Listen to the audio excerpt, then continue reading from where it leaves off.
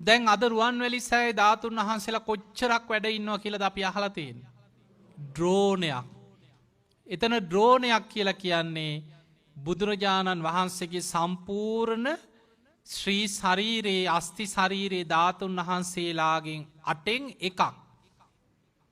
ඩ්‍රෝන 8කටනේ ඩ්‍රෝන බමුණ ධාතුන් වහන්සේලා බෙදන්නේ. අර භාජනෙන් පුරවල 16ක් තිබ්බ ධාතුන් වහන්සේලා. මුම්පියලි ප්‍රමාණයට බිඳී ගිය ධාතුන් වහන්සේලා පුරවල 5ක් තිබ්බා. කඩ සහල් ප්‍රමාණයට බිඳී ගිය ධාතුන් වහන්සේලා පුරවල භාජනෙන් 5ක් තිබ්බා. කුඩාම ප්‍රමාණයට අබෑට ප්‍රමාණයට බිඳී ගිය සර්වඥ ධාතුන් වහන්සේලා පුරවල 6ක් තිබ්බා.